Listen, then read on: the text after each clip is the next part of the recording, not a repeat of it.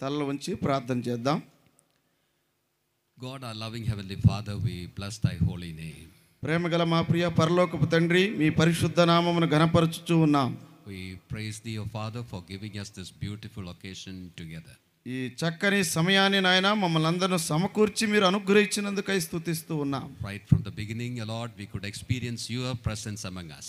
ప్రారంభం నుంచి నాయన ఇంతవరకు మీ సన్నిధిని మేము అనుభవించగలిగాం. Thank you, Father, for all your blessings that we could enjoy.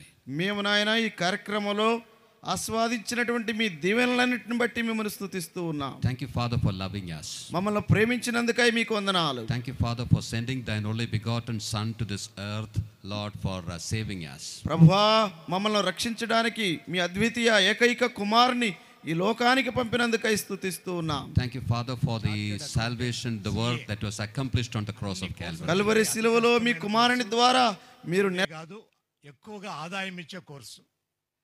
ఆయన గడ ప్రైవేట్ ప్రాక్టీస్ పెట్టుకుంటే ఎంతో ఎక్కువ ఆదాయం వస్తుంది.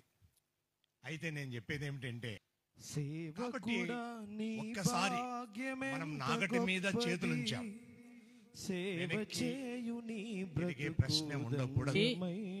నా కుమారుడు రాజారావు గారు, నాకు 3 కుమారులైతే 2 చనిపోయారు. ఈయన పెద్ద కుమారుడు, ఈయన కంటే 5 సంవత్సరాలకు కుమారుని ఇచ్చాడు రాజారావు గారి. దేవుడు ప్రత్యేకంగా మనకి ఇచ్చాడు కనుక ఈ కుమారుని దేవుని సేవ కొరకై మరి అంకితముగా చేసుకుంటాడు దేవుడి నిరీక్షణతో మేము ప్రార్థన చేస్తూ ఉన్నాం. తిరిగి ప్రియులారా, ఉమ్మాయిపల్లె, అక్కడ తాటిపత్రి దగ్గర ఉమ్మాయిపల్లెలో సేవ చేస్తూ ఉంటే మరి అక్కడ ఉమ్మాయిపల్లె, తోలమడుగు, అద్దులాపురం, చింతలాయిపల్లె, పేర్సాముల, కోటపాటు ఆ ప్రాంతంలో సువార్త చేస్తున్నప్పుడు నా కుమారుడు నాకు సహకారిగా ఉన్నాడు సేవలో. ఇక్కడ సేవ జరగాలి ఇక్కడ కూడా అని చెప్పి అన్నప్పుడు మరి తిరిగి మరి ఆ కుమారుడు ప్రతి వారములు కూడా విజయవాడ నుండి ఆదివారం తెల్లవారుతలకల్లా వచ్చి ఇక్కడ ఉండేవాడు. మరి తిరిగి 18 సంవత్సరాలు నేను మరి దీవగుంటలో సేవ చేశాను. అక్కడ చేస్తున్నప్పుడు నేను అక్కడ చూసుకునేవాడిని, కుమారుడు ఇక్కడ చూసుకుంటునేవాడు. ఈ విధంగా మా కుటుంబంలో కుమారుడు తల్లిదండ్రికి చాలా కుడుపుజంగా ఉన్నవాడు. ప్రతి సహోదరుడు రాజారావు గారి సేవా సమర్పణ అంటానే చాలా సంతోషం తుచ్చమైన వాటి కొరకు పరుగులిడుదువా, హెచ్చరించు మాట వినక వెనకబడుదువా. ఎందుకనగా ఆత్మీయ విషయాలు ఇద్దరం చాలా లోతుగా తుచ్చమైన వాటి కొరకు పరుగులిడుదువా, తను కాలేజీలో చదువుతున్నప్పుడు అనుకున్న విధంగా స్వార్థ పరిచయం తన పరిచయం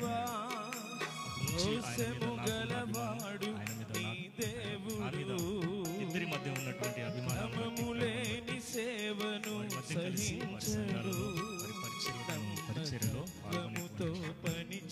ప్రియులారా, ఎన్నో శోధనలు, సమస్యలు ఏదొచ్చినప్పటికీ కూడా ఇద్దరు పంచుకునేటువంటి అనేక సార్లు నాకు సేవా పిలుపుని గురించినటువంటి పంచుకున్నాడు.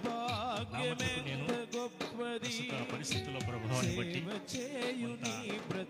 ఏదైనా అనుకోవచ్చు, సమయం కాదు అన్నట్టుగా నేను సమజాయిసి చెప్పాను.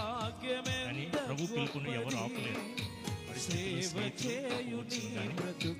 సహోదరునికి దేవుడిచ్చినటువంటి శ్రేష్టమైన పిలుపును అందుకుని సేవా సమర్పణకి సిద్ధపడినటువంటి సహోదర సహోదరి ఇద్దరు కూడా నాకు ప్రియులే.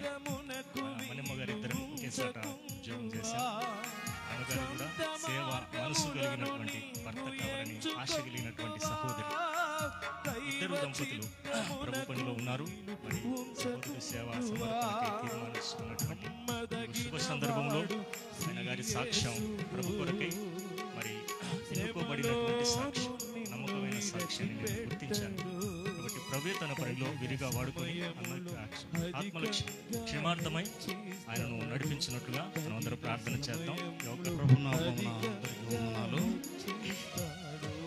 విజయరాజన్న 1979 నుండి నాకు స్నేహితుడు. ఎందుకంటే పలుకురికి వచ్చేవాడు, పోయేవాడు. ఆయన విశ్వాసము, ఆయన కుటుంబం తెలుసు, నా కుటుంబము, నా వాళ్ళు ఆయనకు తెలుసు. రాజారావు ఆయన కుమారుడు చిన్నగా బాలుడు ఉన్నప్పుడే పలుకూరులో సభలు జరిగేటప్పుడు వచ్చేవాడు వెనకబడి. మంచి విశ్వాసంగా బాగా ఉండేవాడు, అల్లరి చేసేవాడు కాదు. ఈ మధ్య కాలంలో కూడా కొన్ని సంఘాలకు తిరుగుతూ ఉన్నాడు. మా ఇంటికి వచ్చుంటాడు, పోతుంటాడు. నా కుమారుడు ఆయనతో కలిసిపోతుంటాడు. మంచి విశ్వాసం గలవాడు. విజయరాజన్న మంచి విశ్వాసం గల కుటుంబము. నేను చూసినంతలో అటువంటి కుటుంబాలు ఎవరు చూడలేదు. సేవకుల కుమారులే దారి తప్పిపోయినారు. సేవ చేస్తుండారు, తండ్రి గారు సేవ చేస్తుంటే వాళ్ళు అల్లరి చేస్తుండారు. కుటుంబాన్ని కట్టుకలే కానీ మందిని కట్టన్నారు. కుటుంబాన్ని కట్టుకోలే. చాలా మందిని చూసినాను. సేవకులను, పెద్దలను, కుటుంబాల మీ విశ్వాసులమని చెప్పుకునే వారిని చూస్తున్నాను. కుటుంబాన్ని, కొడుకులను, కూతుర్లను కట్టుకోలే. ఇచ్చలివిడిగా మాట్లాడేవాళ్ళు, ఇచ్చలివిడిగా తిరిగేవాళ్ళు. అయితే రాజారావు విషయంలో నా వరకు నేను చూసినంతటో అటువంటి పిల్లోని నేను చూడలే. ఎందుకంటే దాదాపు 40-45 సంవత్సరాల నుండి చూస్తున్నాను. అయితే విజయరాజన్న కూడా ఆయన విధేయత, ఆయన ఎప్పుడూ ఏమి లేనివాని లెక్కనే ఉంటాడు. ఉన్నవాని లెక్క కనపడడు. లేనివాని లెక్కనే ప్రభుకు విధేయత కలిగి బతుకుతున్నాడు. అటువంటి కుటుంబంలో విజయరాజు సేవకు సమర్పించుకుంటున్నానని నాకు చెప్పినప్పుడు ఇది ముళ్ళబాట అనుకున్నా. పౌలు ఎట్లా కష్టపడినాడో ఆ కష్టం అనుభవించడానికి రాజారావు ఎన్నుకున్నాడు. ఇప్పుడు సేవకు సమర్పించుకనంటే కొందరు సంబరపడి ఏదో అనుకుంటున్నారు. సేవకు సమర్పించుకోవడం అంటే ఆత్మల భారం, ఆత్మల సంపాదన. ప్రభు దగ్గర మనకు మహిమ ఉంది, ఇక్కడ లేదు అని అనుకునే వాళ్ళు ఉన్నారు.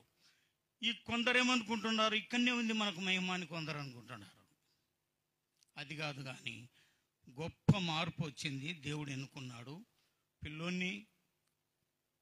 దేవుడే తోడై ఉండి నా సేవకు రమ్మని పిలుచుకున్నాడు. ఎవరు పిలిచలే, బలవంతం చేయలే. అందుకు కాబట్టి రాజారావును దేవుడు దీవించుగాక. ఆమేన్.